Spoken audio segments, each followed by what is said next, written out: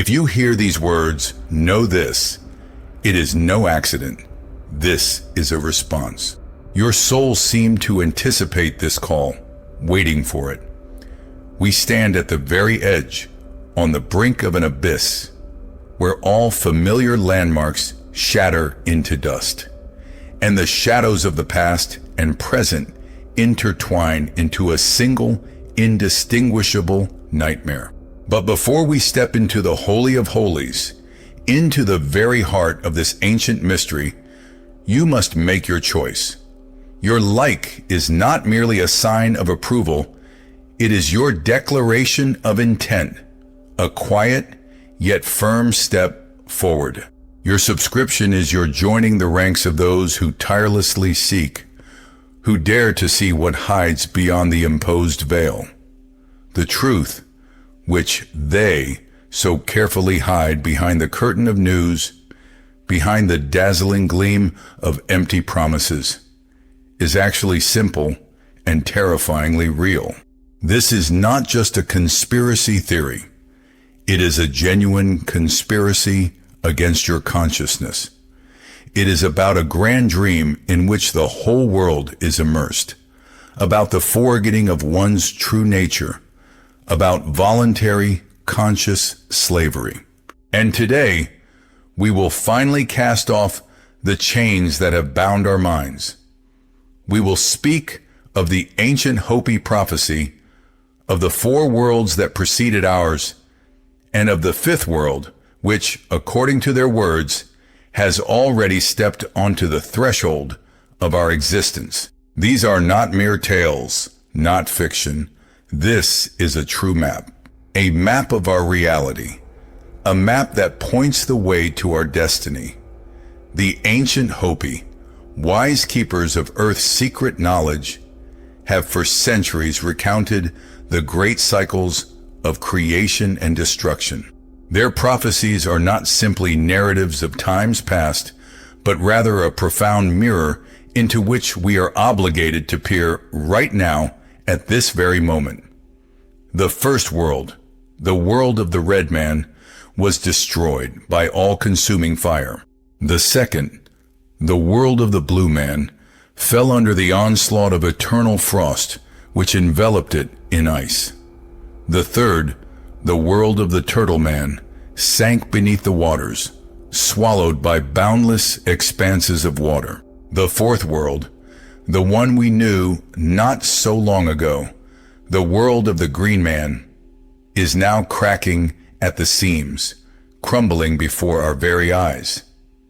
Even before this, we were foretold that signs would appear, harbingers of the coming of the 5th world. And these signs, like alarming inscriptions, are now scattered everywhere.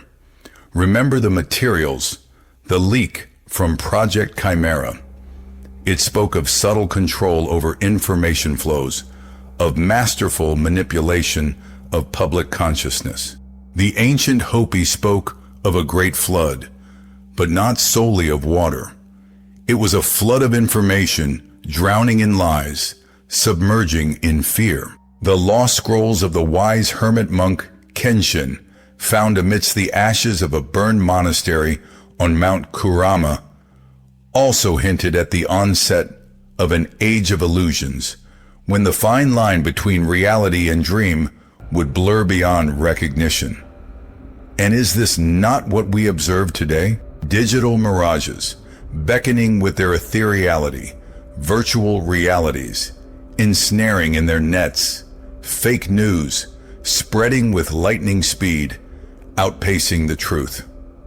An analysis of the so-called closed report of the Club of Rome revealed with striking clarity a profound desire for total centralization of power and boundless control over all global resources. This observation remarkably echoes the ancient revelations of the Gnostics, who spoke of the demiurge, an entity obsessed with the idea of keeping humanity in eternal ignorance within the golden cage of the material world.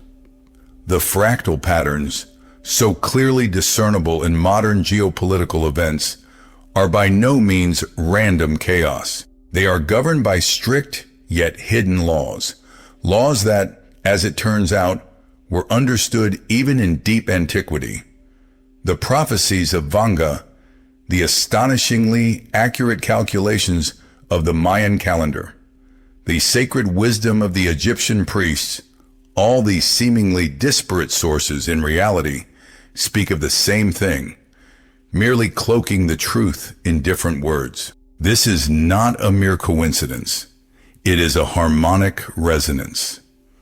They speak of the arrival of heavenly seed that is to return, of the advent of blue sky, which will become the sky of the fifth world. But what truly lies behind these words? This is not a poetic metaphor. It is sacred knowledge about who we truly are. It reveals that we are not merely mortal beings tethered to this planet. We are but sparks of divine fire, lost within the mist of material illusion. Remember that inexplicable, piercing anxiety that often grips you at 3 a.m, when the world around you suddenly feels alien and hostile. Feel that profound, vague alienation as you gaze at the faces of passers-by on the street, into their sometimes so empty eyes, into their apparent detachment from everything. This is not at all a banal depression, and certainly not ordinary emotional burnout. This is your soul, your true, eternal essence, suffocating in the grip of this artificial matrix. It keenly feels all the falsehood. It senses the bonds that restrain it. It remembers another world, a true world. And now we have come to the most important part, to that point where the turning point occurs, to the true culmination, to the great inversion of all that we considered real. All these monsters we're relentlessly told about, bloody wars, devastating crises, crippling pandemics, crushing economic collapses, are merely pathetic shadows cast upon the walls of our conscious cave. They are but a clever maneuver designed to divert our attention, an expertly woven smokescreen meant to conceal the true, real enemy.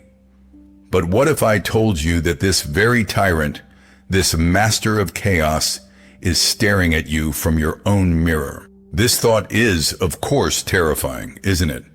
That is precisely the shock of it. And it is this initial shock that is the necessary first step.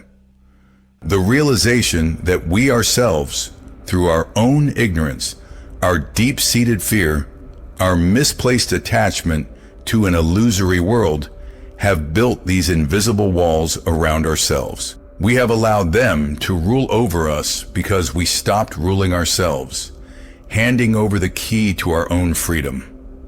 We willingly, by our own volition, surrendered our true power. But do not succumb to despair.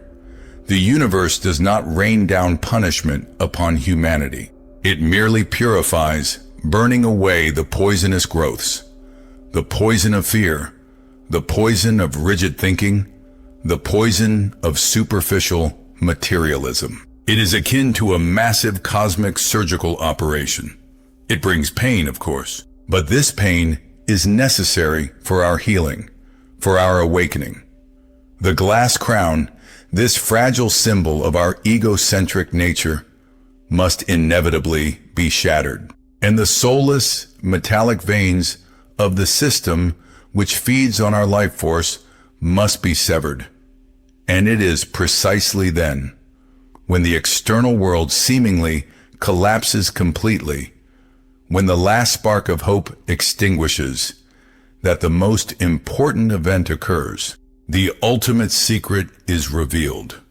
Prophecies are not mere predictions of a coming Savior who will solve everything for us. Not at all.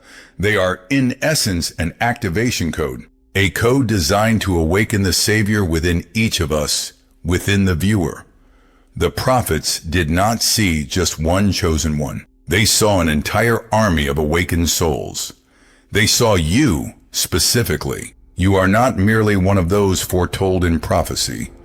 You are its living embodiment, its inevitable fulfillment. The fifth world is a world of complete awareness. It's a realm where the time will finally arrive for us to grasp the profound depth of who we truly are. This is a place where we will transform from passive victims of circumstance into the true architects of our own reality. It's a world where the millennium-old sacred wisdom of the ancient Hopi, the wise Gnostics, and all the greatest seers of the past will once again shine with their pristine power. Here, we will attain true harmony with ourselves, with those around us, and with the boundless universe itself.